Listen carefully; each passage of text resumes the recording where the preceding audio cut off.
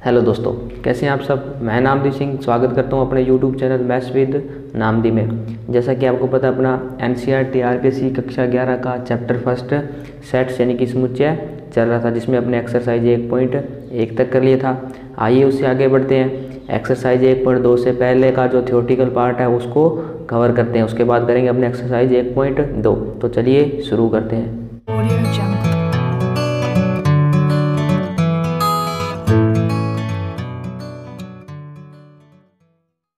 आइए पढ़ते हैं समुच्चय के प्रकारों के बारे में। पहला कह रहा है रिक्त समुच्चय, इसको इंग्लिश में बोले तो द एम्प्टी सेट भी कहते हैं।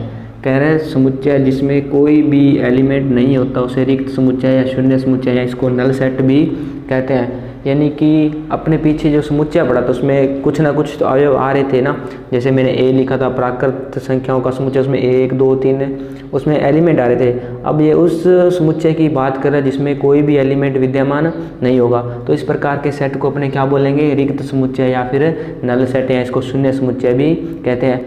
अब जो रिक्त समुच्चय या शून्य समुच्चय होगा इसको प्रदर्शित कैसे करते हैं, तो जो रिक्त समुच्चय होगा इसको प्रदर्शित करते हैं फाई से। किससे? फाई से। इसको बोलते हैं फाई। क्या बोलते हैं इसको? फाई। या तो फाई से प्रदर्शित कर देते हैं या एक मंजिला ब्रैकेट के द्वारा इसको प्रदर्शित कर दी जाती है। इसके अंदर कुछ भी नहीं लिखा जाता। इसका अगर ये लिखा हुआ तो इसका मतलब भी क्या है, वो सेट क्या है, रिक्त सेट है। और अगर फाई लिखा हुआ तो इसका मतलब भी क्या होता है, वो भी क्या है, एक रिक्त सेट या समुच्चय है। उम्मीद करता हूँ आपको समझ में आया होगा। आइए इसको उदाहरण के माध्यम से समझने का प्रयास करते हैं। कह रहा है ये कोई सेट है, इसके अंदर एक्स एलिमेंट है सच दैट एक्स किसी स्कूल की कक्षा 11 में अध्ययनरत एक विद्यार्थी है। अब किसी स्कूल की बात कर रहे हैं तो कक्षा 11 में जो अध्ययनरत विद्यार्थी होंगे उनकी कुछ संख्या होगी, यानी कि वो जो संख्या होगी कुछ ना कुछ सीमित होगी। तो यानी कि जो ए सेट होगा वो क्या एम्प्टी सेट होगा क्या, यानी कि इसके अंदर कुछ एलिमेंट आ रहे हैं, कुछ एलिमेंट आ रहे हैं तो एम्प्टी सेट कैसे हो सकता है। तो जो ए सेट होगा वो एम्प्टी सेट नहीं होगा, तो ये होगा रिक्त समुच्चय नहीं है। जो ए है वो अपने को क्या दे रखा है, रिक्त समुच्चय नहीं है। आइए एक और उदाहरण की बात करते हैं। कह रहा है बी कोई समुच्चय है जिसके अंदर एक्स एलिमेंट है सच दैट एक्स वर्तमान में कक्षा 10 तथा कक्षा 11 दोनों में अध्ययनरत विद्यार्थी है। तो क्या ऐसा हो सकता है क्या कि एक विद्यार्थी कक्षा 10 में भी पढ़ रहा हो और कक्षा 11 में भी पढ़ रहा हो, तो ऐसा पॉसिबल नहीं हो सकता। तो यानी कि कह सकते हैं जो बी सेट है वो अपना कैसा है, रिक्त समुच्चय है।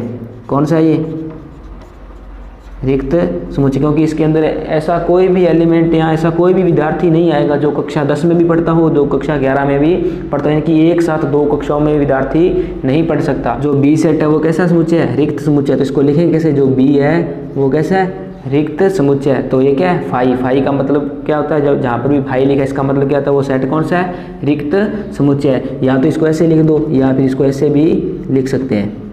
इसका मतलब भी क्या है, जो बी है वो कैसा सेट है, रिक्त सेट है, यानी कि उसके अंदर कोई भी एलिमेंट नहीं है।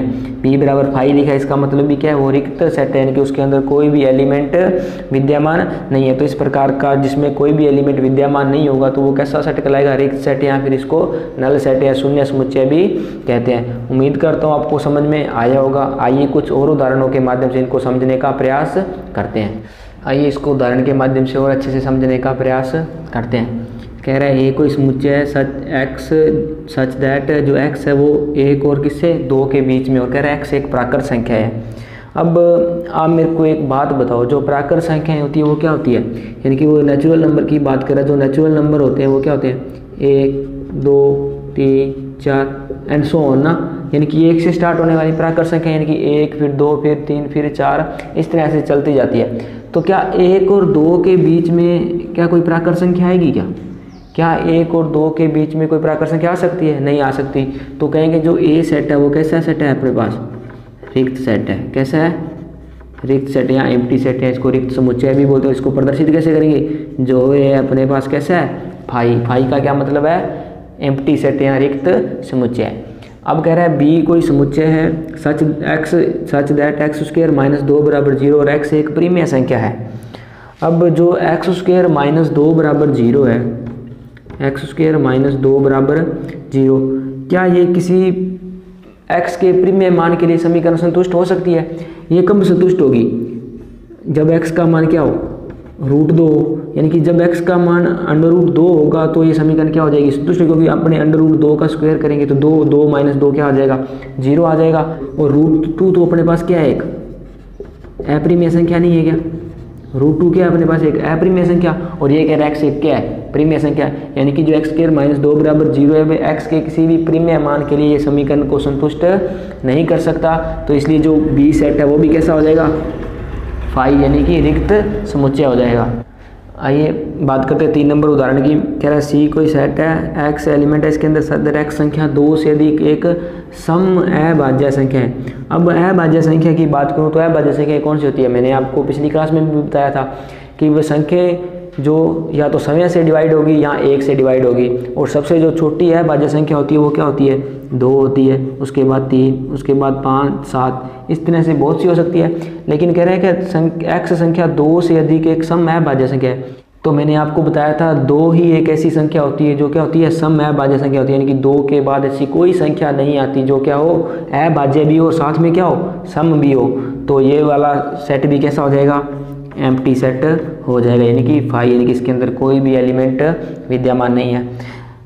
आगे कह रहा है 4 नंबर पर, क्या डी कोई समुच्चय दे रखा है x सच दैट x² = 4। यहाँ पर कह रहा है x एक विषम है।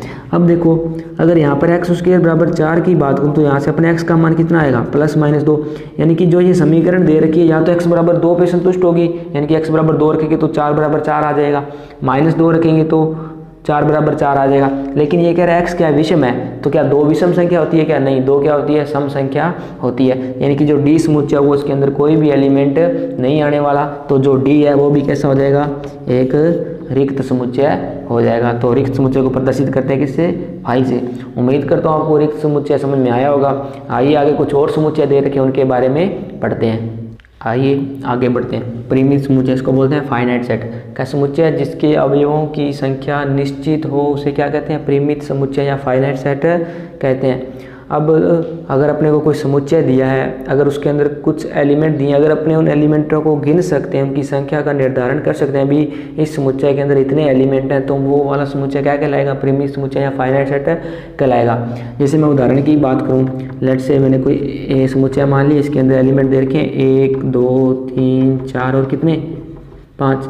तो क्या ये परिमित समुच्चय नहीं है, बिल्कुल है, क्योंकि अपने इनके अवयवों को अपने क्या कर सकते हैं, गिन सकते हैं। देखो 1, 2, 3, 4, 5 कितने एलिमेंट है इसके अंदर, 5। तो इसको कैसे लिखेंगे, n है, यानी कि समुच्चय A के अंदर अवयवों की संख्या है वो कितनी है, 5 है। अब इसी तरह से मैंने कोई समुच्चय लिखा B, इसके अंदर एलिमेंट मान ली मैंने A, B, C, D, E, F, G, H। क्या आप इन अवयवों को गिन सकते हैं, बिल्कुल गिन सकते हैं। देखो 1, 2, 3, 4, 5, 6, 7, 8, यानी कि जो 20 समुच्चय दे रखे उसके अंदर कितने एलिमेंट, 8 है, यानी कि अवयवों की संख्या क्या इसके अंदर निश्चित है। अवयवों की संख्या निश्चित है तो B किस प्रकार का समुच्चय हो जाएगा, परिमित समुच्चय हो जाएगा। आइए एक और उदाहरण की बात करते हैं। मान लिया मैंने कोई समुच्चय C दे रखा है, वो किस तरह का समुच्चय बात करते हैं। कह रहा है इस समय विश्व में रहने वाले पुरुष। अब आप मेरे को बात बताओ, क्या ये फाइनाइट सेट होगा क्या। कह रहा है इस समय जो विश्व में रहने वाले पुरुष हैं, क्या आप उनकी संख्या का निर्धारण कर सकते हैं भी, हाँ इनके अंदर इतने पुरुष हैं।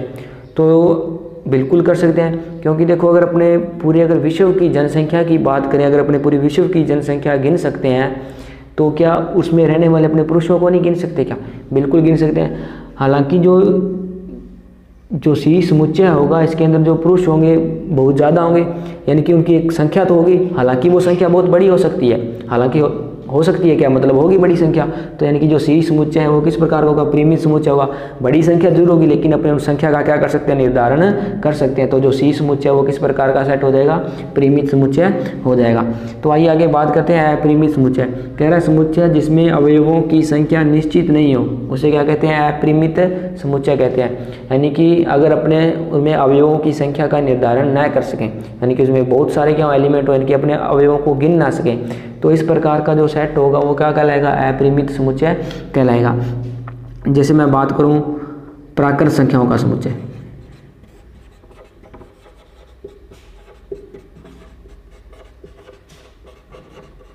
प्राकृत संख्याओं का समुच्चय क्या अपने लेट से कोई समुच्चय मान लिया, कौन सा प्राकृत संख्याओं का समुच्चय, क्या प्राकृत संख्याओं को आप गिन सकते हो क्या?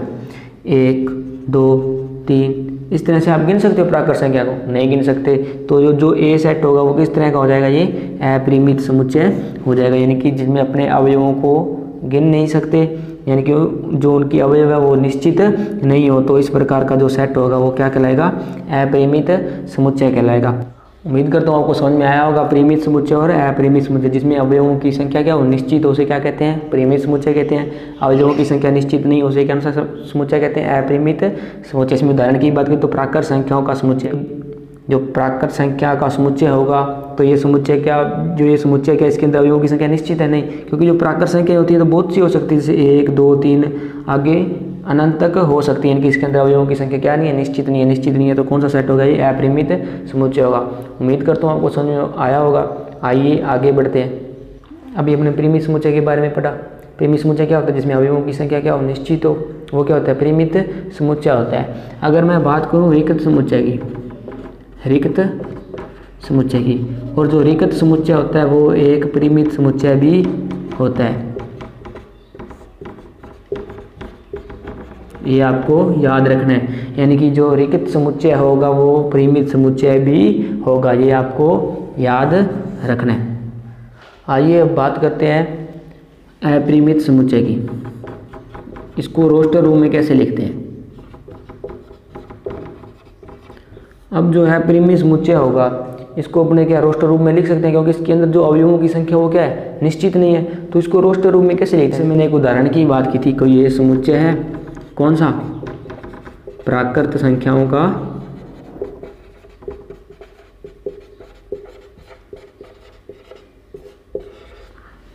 जो ए समुच्चय वो क्या है? प्राकृत संख्याओं का समुच्चय। अब प्राकृत संख्या इसको रोस्टर रूप में अपने कैसे लिखेंगे?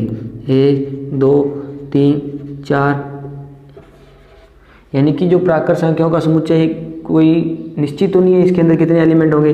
तो देखो कम से कम अपने को उतने एलिमेंट लिखने हैं ताकि अपने को एक निश्चित जो पैटर्न है, यानी कि जो क्रम है वो अपने को पता चल जाए। जैसे 1 के बाद 2, 2 के बाद 3, 3 के बाद 4, यानी कि जो ये संख्या आती है इसमें अंदर एक एक क्या हो रहा है? जुड़ रहा है ना। यानी कि अपने को अगर यहाँ तक अपने को संरचना स्पष्ट होगी मान लो, तो अपने को पता लग गया 4 के बाद क्या आएगा? 5 आएगा, 5 के बाद क्या आएगा? 6 आएगा, 6 के बाद क्या आएगा? 7। तो यानी कि कम से कम अपने उतने एलिमेंट या उतने अवयवों को लिख देंगे जिससे उसकी क्या हो जाएगी? संरचना स्पष्ट हो जाएगी। उसके बाद 3 डॉट लगा दिए जाते हैं। कितने डॉट लगाते हैं? 3 डॉट। यानी कि जो इन 3 डॉट का क्या मतलब होता है? यानी कि जो ये क्रम पीछे चल रहा है ये आगे भी क्या रहेगा? कंटिन्यू रहेगा। तो अपरिमित समुच्चय को इस तरह से रोस्टर रूप में लिखा जाता है। आइए एक और उदाहरण की बात करते हैं। लेट से मैंने कोई 20 समुच्चय मान लिया, मैंने मान लिया पूर्णांकों का समुच्चय।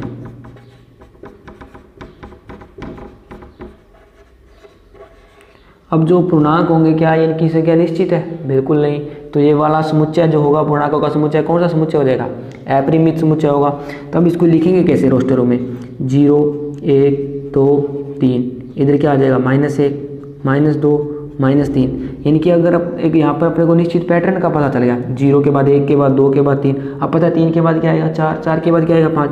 तो 3 के बाद अपने तीन के बाद कितने डॉट लगा देंगे? 3 डॉट लगा देंगे। यानी कि जो ये पैटर्न पीछे चल रहा था ये आगे भी क्या रहेगा? कंटिन्यू रहेगा। इधर देखो -1 -2 -3, तो अपने को पता है -4 आएगा, फिर -5 आएगा। तो इसके बाद कितने डॉट लगा दिए जाएंगे? 3 डॉट लगा दिए जाएंगे। तो यानी कि जो ये पैटर्न पीछे चल रहा था ये आगे भी क्या रहेगा? कंटिन्यू रहेगा। तो जो अपरिमित समुच्चय होगा ये उसका जो पूर्णांकों का समुच्चय था ये कौन सा सेट था? अपरिमित समुच्चय था। तो ये इसका कौन सा रूप हो जाएगा? रोस्टर रूप हो जाएगा। उम्मीद करता हूँ आपको समझ में आया होगा। अब कोई ज़रूरी नहीं है जो अपरिमित समुच्चय हो उसको रोस्टर रूप में लिखा जाना संभव हो। जैसे मैं एक उदाहरण की बात करूँ, वास्तविक संख्याओं का समुच्चय, तो इसको अपने रोस्टर रूप में नहीं लिख सकते, क्योंकि जो वास्तविक संख्या होती है उनका कोई निश्चित क्रम नहीं होता। यहाँ पर तो अपने को निश्चित क्रम का पता था, 1 2 3 4, इसके बाद 5 आएगा, 6 आएगा, 7 आएगा। इसमें भी अपने को निश्चित क्रम का पता था, लेकिन जो वास्तविक संख्या होती है उसमें अपने निश्चित क्रम का पता नहीं लगा सकते। तो जो वास्तविक संख्याओं का समुच्चय होगा उसको अपने रोस्टर रूप में लिखना संभव नहीं है। उम्मीद करता हूँ आपको समझ में आया होगा। आइए कुछ और उदाहरणों के माध्यम से परिमित और अपरिमित समुच्चयों को समझने का प्रयास करते हैं। आइए कुछ उदाहरण देखते हैं। कह रहा है W का सप्ताह के दिनों का समुच्चय। अब जो सप्ताह में अपने को पता है दिन कितने होते हैं? 7 होते हैं। तो ये जो समुच्चय है उसके अंदर अवयवों की संख्या क्या निश्चित होगी। तो अपने कह देंगे जो W है वो कौन सा समुच्चय है? परिमित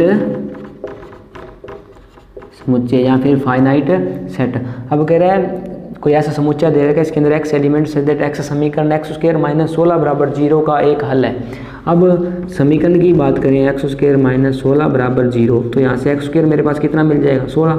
अगर मैं एक्स का मान निकालना चाहूँ तो मेरे को कितना मिलेगा रूट में 16, यानी कि एक्स बराबर कितना आएगा प्लस माइनस 4। यानी कि अपने को जो ऐसा समुच्चय मिला उसके अंदर कौन कौन से एलिमेंट आ जाएंगे, -4 भी आ जाएगा और क्या आ जाएगा 4 आ जाएगा। क्या ये संख्या निश्चित है? बिल्कुल निश्चित है। तो जो समीकरण एक्स स्क्वायर माइनस 16 बराबर 0 का हल होगा तो ये जो समुच्चय होगा वो कैसा होगा, परिमित समुच्चय होगा, परिमित समुच्चय या फाइनाइट सेट। अब कह रहा है 3 नंबर पर कह रहा है कोई जी कोई सेट दे रखा है किसी रेखा पर स्थित सभी बिंदुओं का समुच्चय है। अब ये कोई रेखा मान ली मैंने, अब इस पर तो 1 2 क्या बिंदु होंगे, क्या वो निश्चित होंगे क्या, यानी कि इस पर अनंत बिंदु हो सकते हैं। तो जो ये जी होगा, जी कौन सा किस प्रकार का सेट है, किसी रेखा पर स्थित सभी बिंदुओं का समुच्चय। तो ये कैसा हो जाएगा अपरिमित समुच्चय। कैसा हो जाएगा अपरिमित समुच्चय।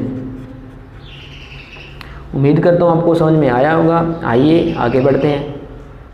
आइए एक और उदाहरण की बात कर रहे हैं। इसमें अपने को बताना है कौन सा समुच्चय परिमित है, कौन सा अपरिमित है या कौन सा रिक्त समुच्चय है। तो अगर पहले की बात करें तो कह रहा है एक्स को एलिमेंट है such that x belongs to natural number. X किससे बिलोंग कर रहा है, नेचुरल नंबर यानी कि प्राकृत संख्याओं से, और जो x-1 और x-2 बराबर 0 है। अब यानी कि x-1 और x-2 अगर इसको हल करें तो यहाँ से x का -1 बराबर 0 होगा तो x का मान कितना आ जाएगा 1 आ जाएगा। और यहाँ से क्या हो सकता है x-2 बराबर क्या होगा 0, तो x का बराबर कितना आ जाएगा 2। यानी कि जो अपने को जो पहला समुच्चय दे रखा है इसके अंदर एलिमेंट कौन कौन से आ जाएंगे 1 और 2। क्या ये संख्या निश्चित है, निश्चित है। तो ये सेट कौन सा हो जाएगा, परिमित समुच्चय हो जाएगा, परिमित समुच्चय हो जाएगा। देख लो, क्योंकि जिसके अंदर जो अवयवों की संख्या वो निश्चित है और x किससे बिलोंग कर रहा है, नेचुरल नंबर से बिलोंग कर रहा है। तो जो पहला दे रखा है वो कौन सा समुच्चय हो जाएगा, परिमित समुच्चय हो जाएगा। 2 नंबर कह रहा है x such that x belongs to natural number और x स्क्वायर बराबर क्या है 4। कह रहे हैं x नेचुरल नंबर से भी होना चाहिए और x स्क्वायर बराबर क्या होना चाहिए 4 होना चाहिए। तो अपने को इसका एक समुच्चय बनाना है, तो किस प्रकार से बनाएंगे, तो देखो x स्क्वायर बराबर 4 को अगर अपने हल करें तो यहाँ से x बराबर कितना आएगा 2 आएगा और x बराबर कितना आएगा -2 आएगा। अब कह रहे हैं x किससे लेना है, नेचुरल नंबर से लेना है। क्या -2 लेंगे, क्या नहीं लेंगे, क्यों नहीं लेंगे, क्योंकि x बराबर जो -2 है वो क्या एक नेचुरल नंबर नहीं है। तो ये कह रहे हैं अपने को x कहाँ से लेना है, नेचुरल नंबर से लेना है। तो इससे जो समुच्चय बनेगा इसके अंदर कितना एलिमेंट होगा, एक ही एलिमेंट होगा। अवयवों की संख्या निश्चित है, अवयवों की संख्या निश्चित है तो ये कौन सा हो जाएगा, परिमित समुच्चय हो जाएगा, परिमित समुच्चय हो जाएगा। अब आगे बात करते हैं अपने 3 नंबर की। कह रहे हैं x such that x belongs to natural number और 2x - 1 बराबर क्या है 0। यानी कि x कह रहा है नेचुरल नंबर से भी होना चाहिए और साथ ही साथ 2x - 1 0 भी होना चाहिए। तो अपने देखते हैं ये परिमित होगा या नहीं होगा ना।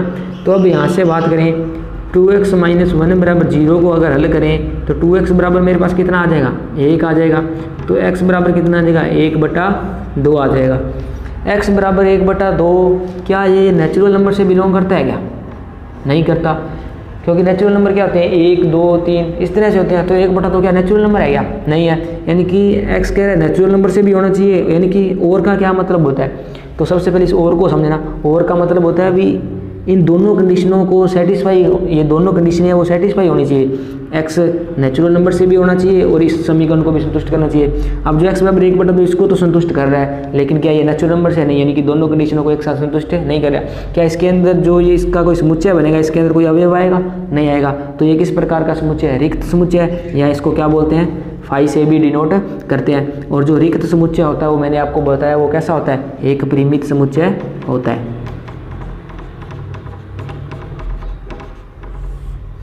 जो फाई होता है वो क्या होता है, एक परिमित समुच्चय होता है। आइए आगे बढ़ते हैं। कह रहे हैं x such that x belongs to natural number और x एक अभाज्य संख्या है। अब अभाज्य संख्या का मैंने आपको बताया क्या होती है, जिस संख्याएं जिनमें खुद के अलावा और एक के अलावा किसी संख्या का भाग न जाए। और सबसे छोटी अभाज्य संख्या क्या होती है 2 होती है। यानी कि अगर अपने अभाज्य संख्याओं की बात करें तो क्या हो सकती है 2 3 5 7 11 13 इस तरह से बहुत सी हो सकती है। तो यानी कि जो अभाज्य संख्याओं का जो समुच्चय क्या ये इसमें अवयवों की संख्या निश्चित है? निश्चित नहीं है, निश्चित नहीं है। तो कह रहा है एक्स किसी नेचुरल नंबर से भी है, तो ये क्या ये नेचुरल नंबर नहीं है? बिल्कुल है। अभाज्य संख्या भी और किससे? एक्स नेचुरल नंबर से भी है। तो इससे जो समुच्चय बनेगा वो क्या हो जाएगा? अपरिमित हो जाएगा, यानी कि अवयवों की संख्या क्या नहीं है? निश्चित नहीं है। अब कह रहे हैं एक्स किससे? नेचुरल नंबर से, और एक्स क्या एक विषम है। और विषम संख्याओं की बात करें तो 1, 3, 5, 7, 9 इस तरह से बहुत सी होगी, और एक्स किससे है? नेचुरल नंबर से है। तो ये वाला सेट भी क्या हो जाएगा? अपरिमित हो जाएगा, क्योंकि अवयवों की संख्या क्या नहीं है? निश्चित नहीं है। तो ये थे कुछ उदाहरण। आइए आगे बढ़ते हैं। आगे कह रहे हैं समान समुच्चय या फिर इक्वल सेट्स। कह रहे हैं दो समुच्चय समान कहलाते हैं यदि उनमें अवयव क्या हो? समान हो। यानी कि अगर अपने को कोई दो समुच्चय दिए होंगे, अगर इनकी जो समुच्चय एक के अंदर अवयव वही के वही अवयव अगर समुच्चय दो के अंदर दिए हों तो उनको अपने क्या बोलेंगे? समान समुच्चय या इक्वल सेट बोलेंगे। जैसे अगर मैं उदाहरण की बात करूँ, कोई ये समुच्चय दे रखा अपने को 1, 2, 3, 4 एलिमेंट दे रखे इसके अंदर, तो अगर कोई 20 समुच्चय की बात करूँ तो इसमें क्या दे रखे अवयव? 3, 1, 4, 2। अब मैंने आपको बताया था कि जो समुच्चय लिखते वक्त उसमें जो अवयव होते हैं उनका ऑर्डर इंपॉर्टेंट नहीं होता। यानी कि अगर इसको देखें तो क्या ये अवयव सेम ही है? इसके एक इसके अंदर भी है, एक इसके अंदर भी है, 2 इसमें भी है, 2 इसमें भी है, 3 इसमें भी है, 3 इसमें भी है, 4 इसमें भी है, 4 इसमें भी है। यानी कि जो इसके अंदर अवयव लिखेंगे अगर उनको ऑर्डर को अपने आगे पीछे कर दे तो वो समुच्चय नहीं बदलता। यानी कि अपने कह सकते हैं वो जो समुच्चय ए है वो बराबर है किसके? बी के। यानी कि अगर दो समुच्चय बराबर है तो उनको किस प्रकार लिखेंगे? अगर ये ए और बी बराबर है तो ए बराबर बी से इसको निरूपित करेंगे। कह रहा है ए बराबर कोई समुच्चय दे रखा है 6 से कम अभाज्य संख्याओं का समुच्चय। अब पहले 6 से कम संख्याओं की बात कर लेते हैं। 1, 2, 3, 4 और 5। अब अभाज्य संख्या आपको मैंने बता दिया कि संख्या जिसमें खुद के अलावा और एक के अलावा की संख्या का भाग न जाए, और सबसे छोटी अभाज्य संख्या 2 होती है। अब 6 से कम अगर अभाज्य संख्याओं की बात करें तो क्या हो जाएगा? 2 हो जाएगा, 3 हो जाएगा। क्या 4 अभाज्य संख्या है क्या? नहीं। और कौन सी हो जाएगी? 5। यानी कि अगर 6 से कम अभाज्य संख्याओं का अपने अगर समुच्चय लिखना चाहें, जो ए समुच्चय होगा उसके अंदर क्या कौन कौन से एलिमेंट आ जाएंगे? 2, 3 और कौन से? 5 आ जाएंगे। इसी प्रकार से कोई समुच्चय दे रखा है पी, कह रहा है 30 के अभाज्य गुणनखंडों का समुच्चय। अब 30 के अगर अपने गुणनखंड करना चाहें तो ये 30 गुणनखंड करेंगे तो ये 15, ये 3 से जाएगा 5 और ये 5 का 1 आ जाएगा। और जो 30 के गुणनखंड आ गए वो मेरे पास क्या आ गए? 2, 3 और क्या आ जाएगी? 5 आ गए। तो अगर पी कोई समुच्चय है इसके अंदर अवयवों को लिखना चाहूँ, कह रहे हैं 30 के अभाज्य गुणनखंड 2, 3, 5, 2, 3 और 5। क्या ये अभाज्य गुण, क्या ये गुणनखंड है 30 के? बिल्कुल है। क्या ये अभाज्य भी है? बिल्कुल है। तो क्या ये दोनों समुच्चय बराबर नहीं है क्या? तो लिख देंगे ए समुच्चय बराबर है किसके? पी के। तो अपने पास क्या मिल गया? समुच्चय ए बराबर किसके आ गया? पी के आ गया। यदि दो समुच्चय बराबर नहीं होते, लेट से मैंने कोई समुच्चय मान लिया ए समुच्चय दे रखा है उसके अंदर अवयव है 1, 2, 3, और कोई बी समुच्चय मान लिया मैंने उसके अंदर अवयव है 1, 3 और 5। क्या जो एलिमेंट ए के अंदर है क्या वो बी के अंदर है क्या? एक इसमें अंदर है, एक इसमें है, 3 इसमें है, 3 इसमें है, लेकिन इसके अंदर तो 2 है और इसके अंदर 5 है। तो ये दोनों सेट हैं जो समान समुच्चय नहीं होंगे। तो इसको किस प्रकार लिखेंगे? ए नॉट इक्वल टू बी, यानी कि ए बी के बराबर नहीं है।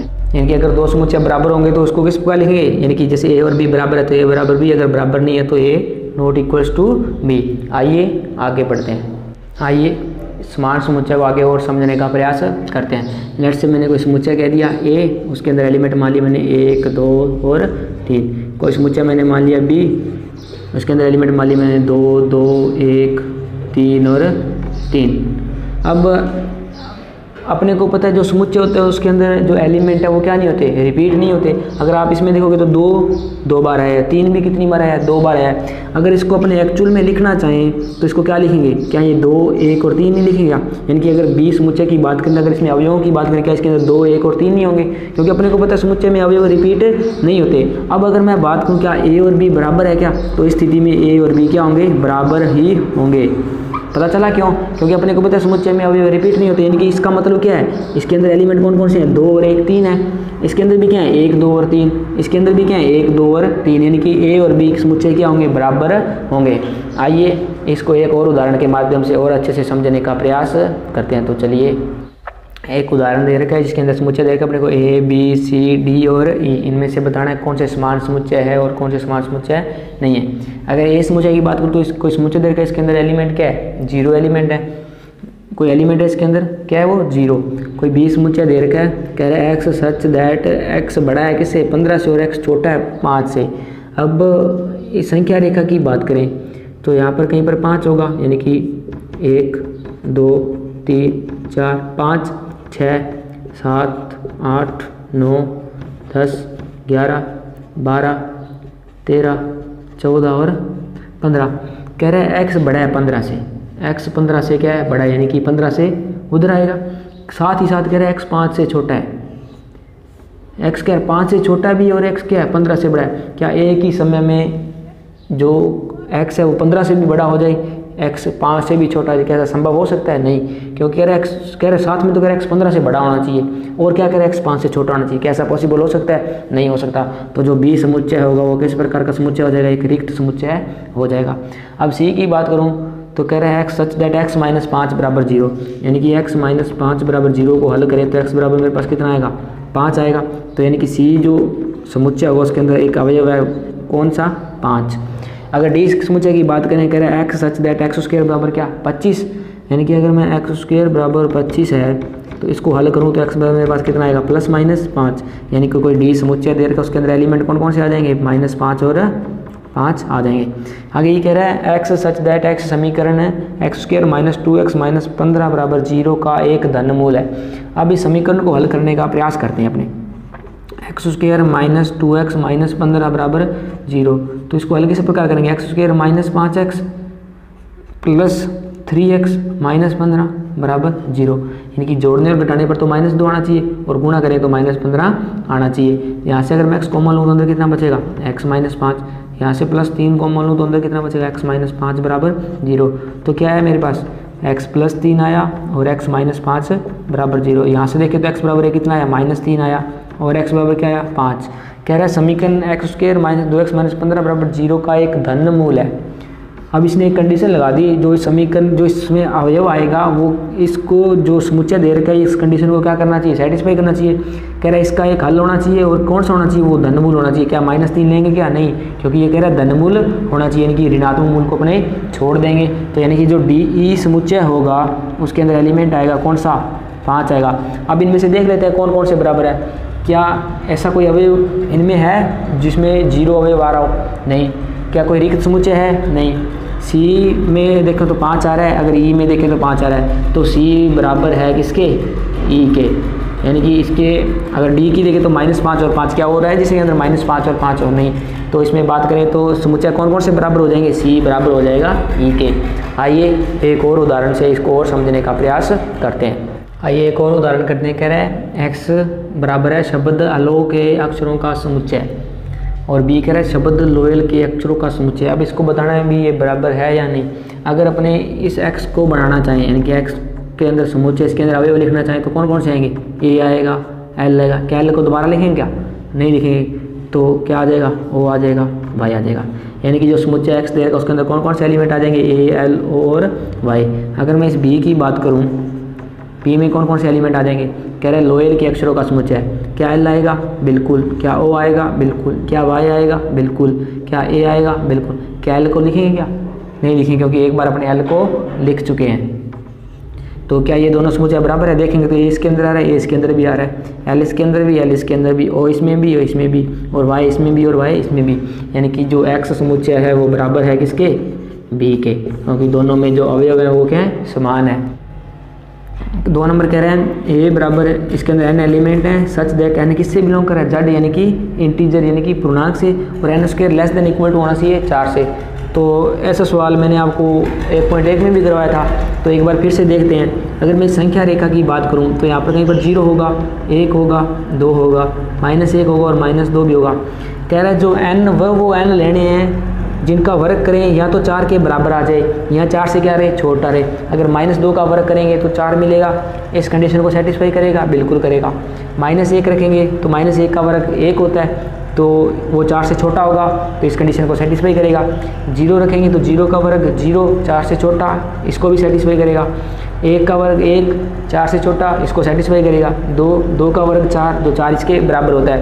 कह रहे हैं ना 4 से छोटा भी हो सकता है और बराबर भी हो सकता है, यानी कि जो ए समुच्चय होगा उसके अंदर जो एलिमेंट आएंगे वो क्या आ जाएंगे? -2, -1, 0, 1 और 2 आ जाएंगे। अगर बी समुच्चय की बात करूँ, कह रहा है एक्स सच दैट एक्स किससे है, रियल नंबर से, यानी कि वास्तविक संख्याओं से है, और जो x square minus 3x plus 2 बराबर अपने को क्या दे रखा है, 0 दे रखा है। अगर अपनी समीकरण के हल की बात करें, x square minus 3x plus 2 बराबर 0, यानी कि एक्स स्क्वायर इसको क्या लिखेंगे अपने minus 2x minus x plus 2 बराबर 0।